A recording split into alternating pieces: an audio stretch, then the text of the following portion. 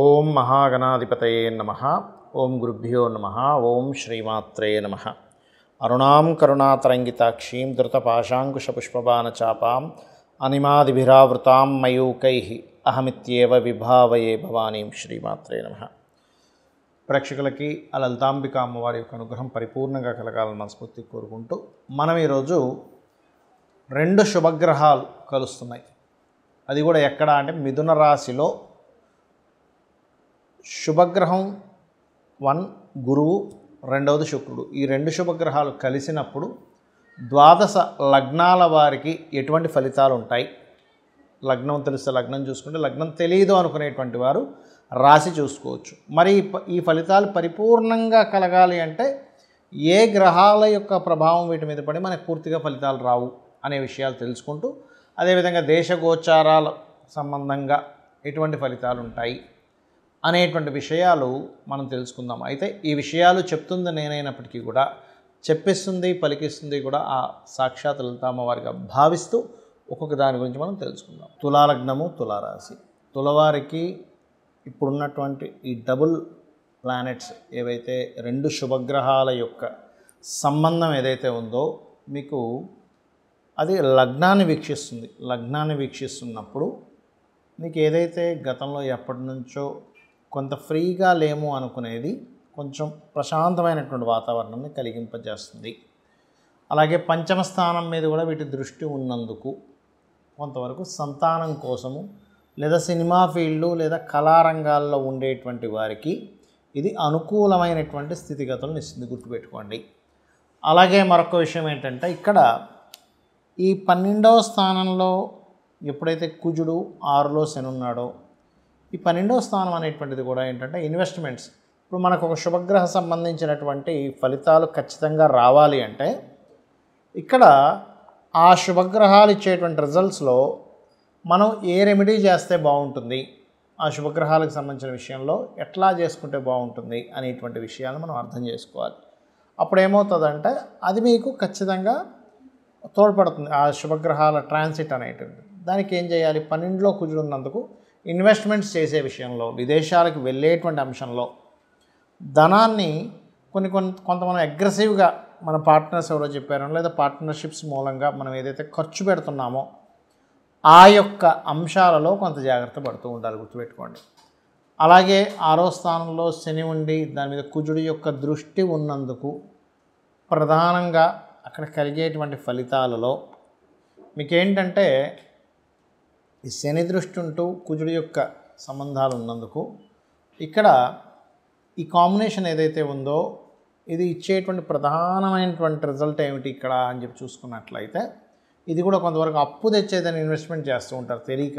ఇది 6లో శని, అది కూడా పంచమాధిపతి అయ్యి పంచమంలో రాహు ఉన్నందుకు కొంచెం అనాలోచితంగా సరైన క్యాలిక్యులేషన్ లేకుండా ఏదో మనకేదో వచ్చేస్తుందనే భావంతో, కాబట్టి ఈ జాగ్రత్తలు తీసుకుంటూ నవగ్రహాల్లో కుజ శని రాహు గ్రహాల దగ్గర దీపారాధన కనుక చేసినట్లయితే మీకు అన్ని విధాలా బాగుంటుంది.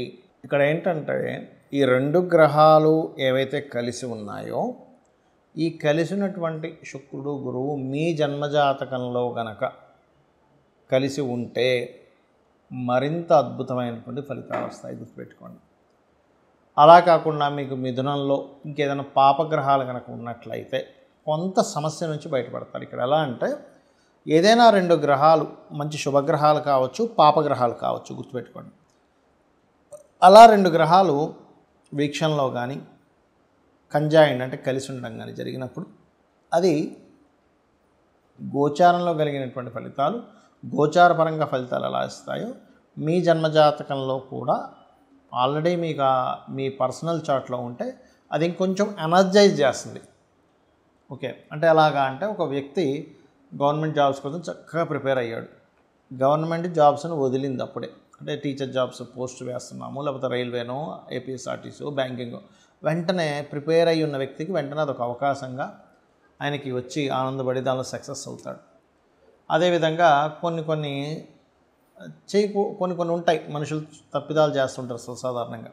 అంటే అలాగా కొన్ని ఫైన్స్ కట్టకుండాను కొన్ని ఉంటాయి, ఇన్సూరెన్స్ చేయకుండా ఉండేవేవో. అలాంటప్పుడు ఏదైనా ప్రమాదం జరిగింది, అప్పుడు ఏమవుతుంది? అయ్యో ఇన్సూరెన్స్ చేయకపోవడం వల్ల ఇబ్బంది కలిగింది కదా అంటాం. అంటే పాపగ్రహాల యొక్క ట్రాన్సిట్ వచ్చినప్పుడు అటువంటిది, శుభగ్రహ ట్రాన్సిట్ వచ్చినప్పుడు ఇటువంటివి మీకు కలుగుతాయి, గుర్తుపెట్టుకోండి. అయితే ఇది మరి దేశకాల గోచారాల మీద ఎటువంటి ప్రభావం చూపిస్తుంది? గురుగ్రహము శుక్రుడితో ఉన్నాడు. ఒక రకంగా చెప్పాలంటే ఇది కొంతవరకు గోల్డ్, లేకపోతే మనకి గమనించుకున్నట్లయితే గోల్డ్ విషయంలోని కొంత ప్రోగ్రెస్ని ఇచ్చేటువంటి కాంబినేషన్ ఇది కొంతవరకు. కాకపోతే ఈ శనికుజులు మీన కన్యా రాశుల్లో ఉన్నందుకు కొంచెం స్ట్రెస్సు, అప్ అండ్ డౌన్స్ కూడా ఇస్తుందండి. ఇది ఫ్లక్చువేషన్స్ బాగా ఇస్తుంది ఇక్కడది.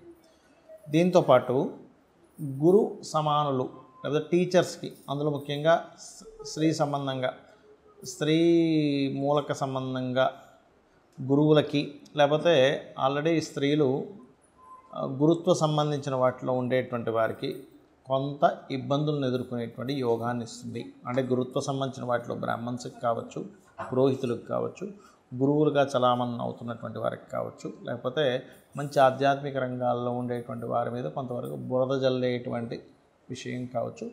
ఇటువంటివన్నీ కూడా అంటే వాళ్ళకి ప్రమాదం కానివ్వండి, వాళ్ళ లైఫ్లో కొంచెం ఎక్కువ అప్ అండ్ డౌన్ చూడడం కానివ్వండి, ఇటువంటివి ఎక్కువగా ఏర్పడతాయండి.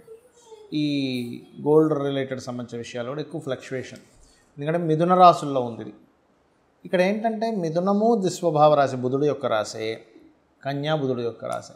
అప్పుడు ఏమవుతుంటుంది, అది ఈ కుజశనులు ఈ 4 దిస్వభావ రాశుల్లో ఎప్పుడైతే మనకి మిథునంలోని, కన్యలోని, ధనస్సులోని, మీనంలోని ఈ 4 గ్రహాల్లో ఉండే గ్రహాలు వాటికి అవి కనెక్టివిటీ పెట్టుకుంటాయి.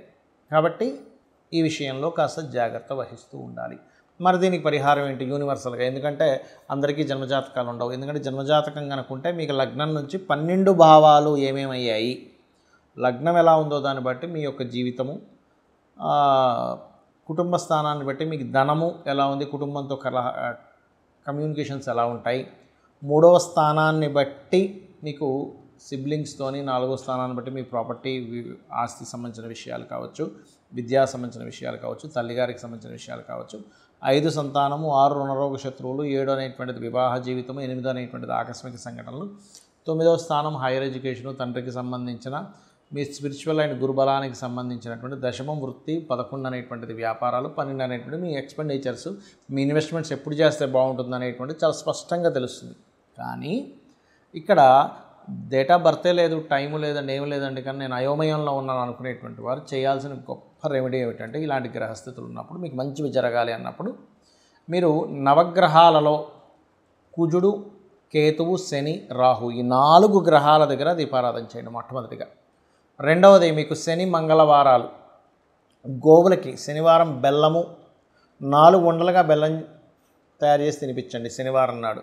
మంగళవారాలు మీరు ఏం చేస్తారంటే గ్రాసము, క్యారెట్లు గోవులకు తినిపించండి.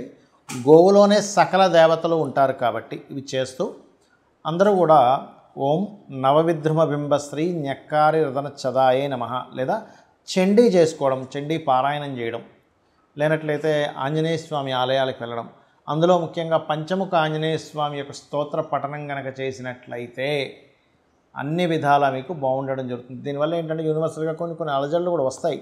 కాకపోతే ఇక్కడ ఏంటంటే మనం ఒకటి అర్థం చేసుకోవాల్సింది, లాస్ట్ టైము మనకి ఈ ఇబ్బందులు వచ్చే ముందు మన యొక్క ఈ పూరీ జగన్నాథ్ ఆలయంలో ఆ గెద్దొచ్చి జెండాను ఎత్తుకుపోయింది. కానీ నిన్న మనం చూసినట్లయితే పూరీ జగన్నాథ్ ఆలయంలో ఇంకొక అద్భుతం జరిగింది. ఎత్తుకుపోయినందుకు కొన్ని చెడు సంకేతాల వల్ల ఇబ్బంది అయింది. ఇప్పుడు ఏమైందంటే పెద్ద కుంభవృష్టి వర్షం పడుతూ స్వామివారి ప్రదేశంలో మాత్రం వర్షం పడకుండా అలా ఆగిపోయి అక్కడ ఇచ్చేటువంటి హారతికి ఎటువంటి ఇబ్బంది కలగలేదు. అంటే ఇది ఒక గొప్ప శుభ సంకేతంగా మనం భావించాలి. శ్రీమాత్రే నమః.